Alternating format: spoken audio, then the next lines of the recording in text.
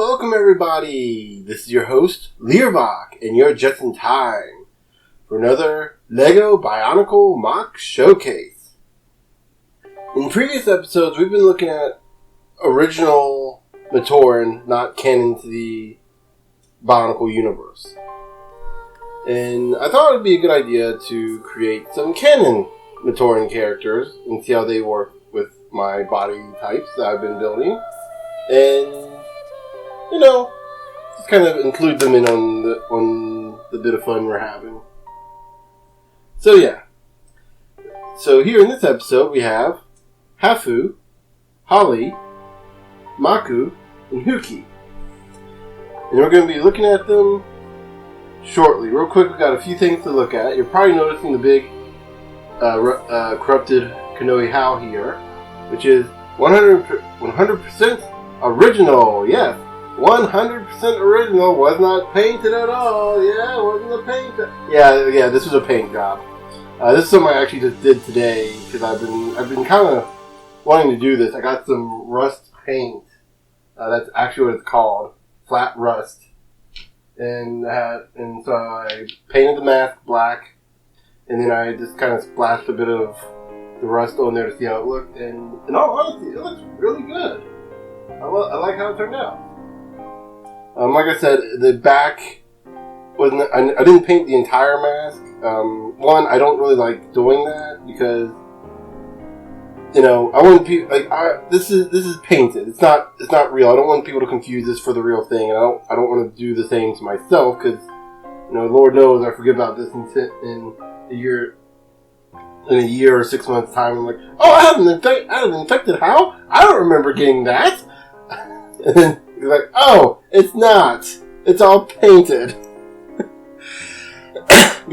So just want to show that off real quick. So that's one of the new masks I made. Second, we got two other things to show off here.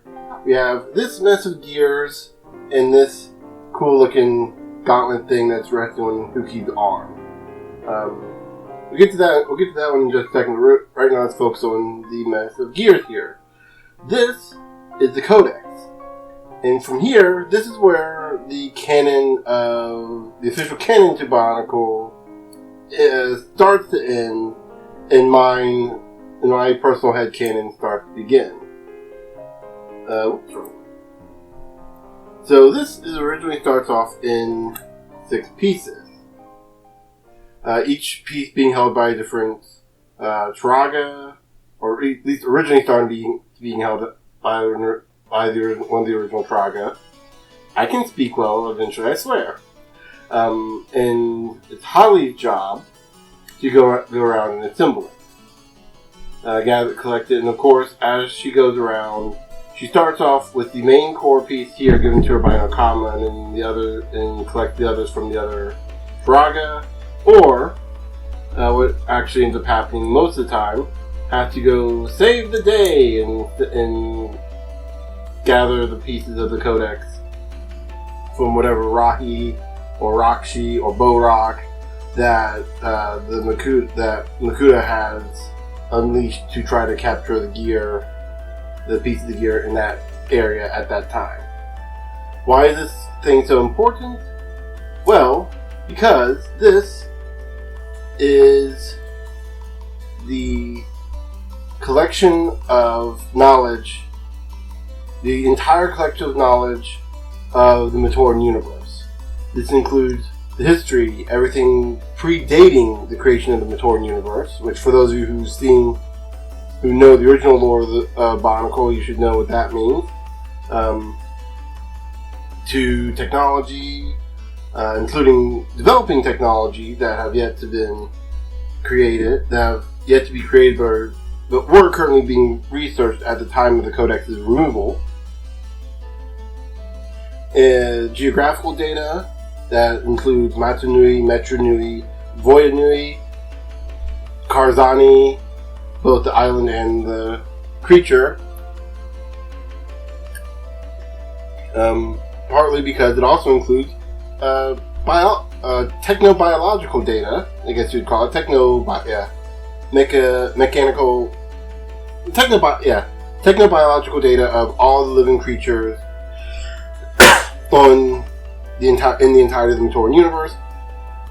Matoran, Rahi, the Makuta, Montanui himself, technically speaking, the Toa, whatever the Paraka and the Braki were. I cannot remember what they were off the top of my head. Dark Hunters, etc., etc. If it exists in the Bionicle universe, the Codex. If it exists on the Bionicle universe, and if it exists with a name, the Codex knows. The way it does that is by lining up the specific gears into a specific configuration and being read through a special Codex reader, which is on every island by design, almost like they're all connected somehow. Hint, hint. Again, for those of you who are real fans of Bionicle, or those of you who just look up the Bionicle lore in 10 minutes or whatever, you probably already know what that means. But yeah, so this is in lieu of them collecting Toa Nuva masks, essentially. So while the Toa are off collecting the original golden masks, they're going on to find the seventh Toa with the golden masks, with the use of the golden masks to help find the seventh Toa, which is, as we all know, Takanuva, originally Takua. He goes off with them. Hahli goes off to find the piece of the Codex because they need that.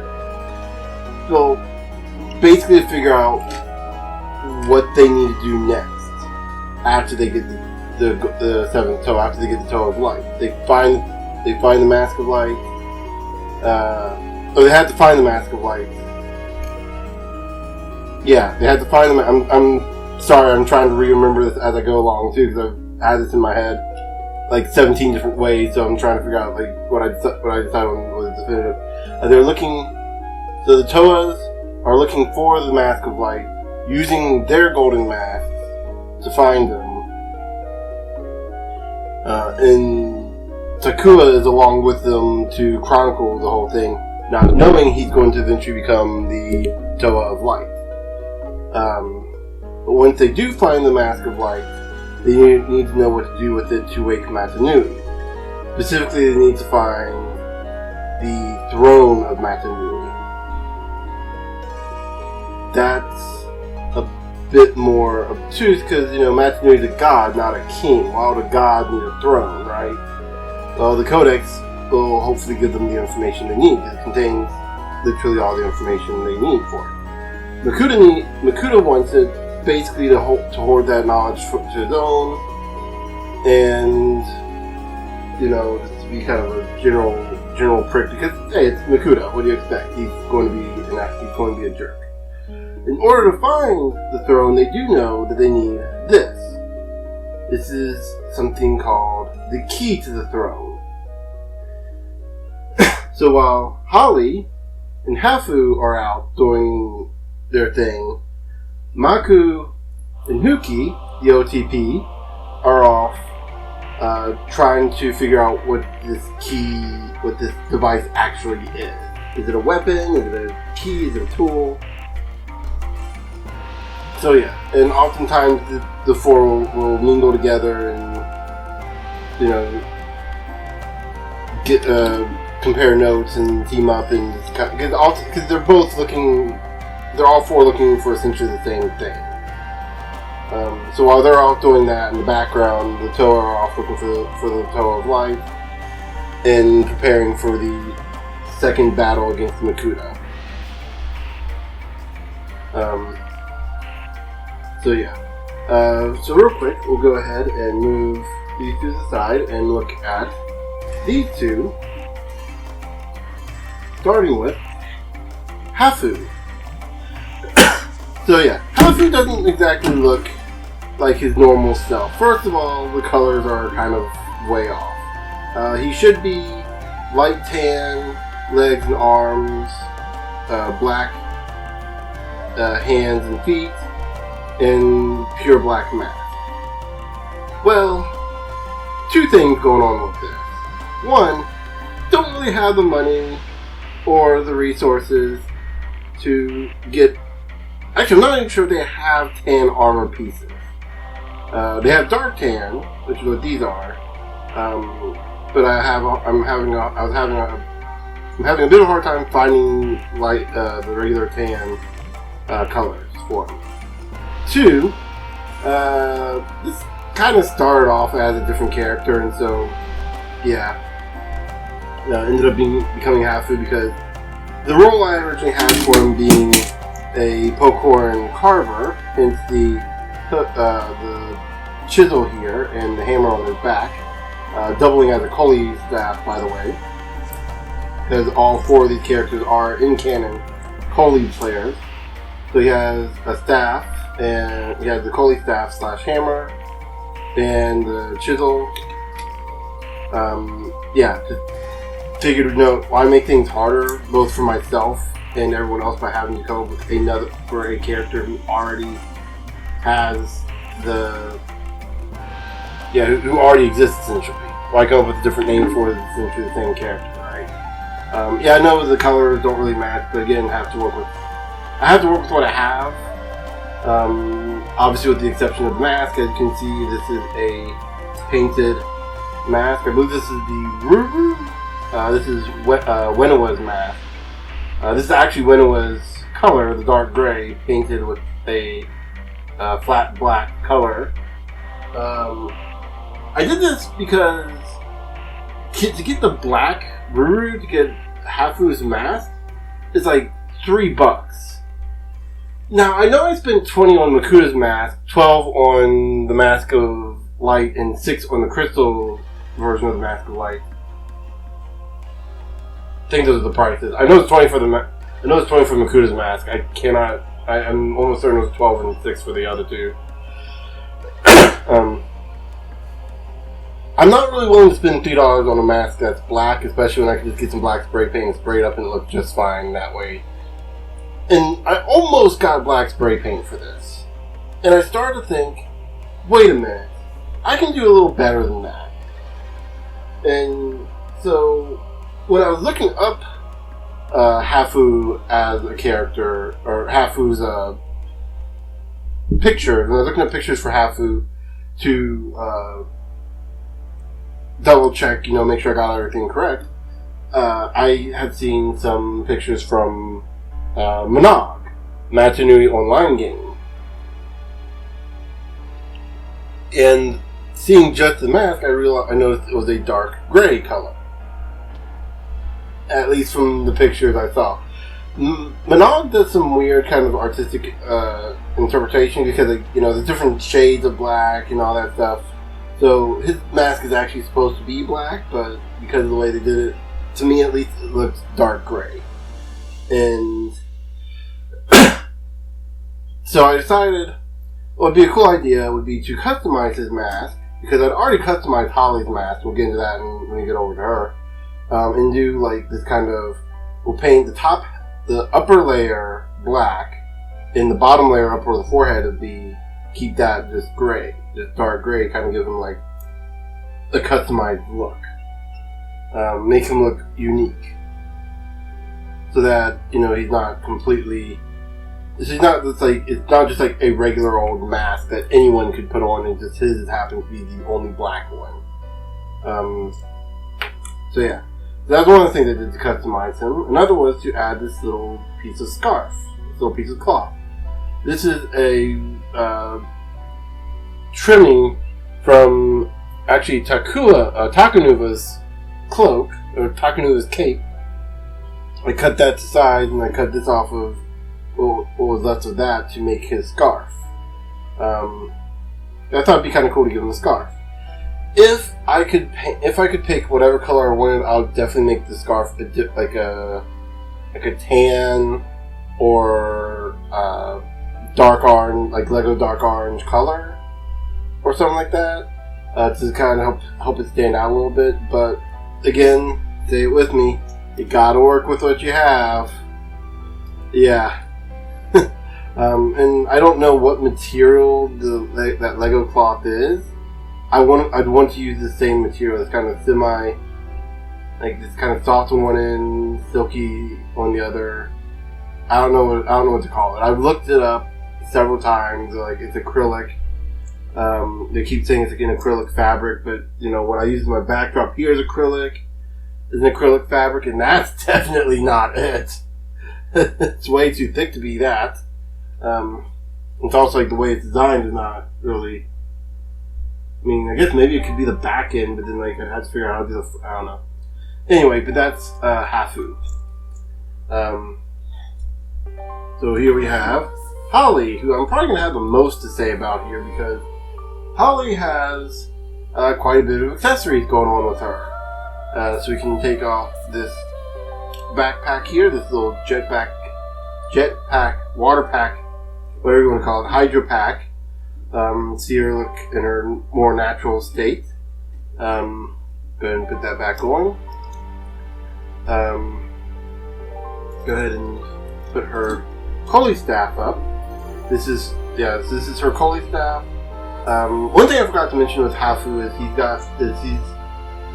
got a bit more of a lighter staff, whereas Holly and Huki have like bigger, heavier staffs. So the way I see it is like Holly and Huki are supposed to be like heavy hitters on the Collie fields. They have like bigger staffs for more aggressive types of play, whereas Maku and Hafu have smaller, weaker staff, like smaller staff means like faster play. So yeah.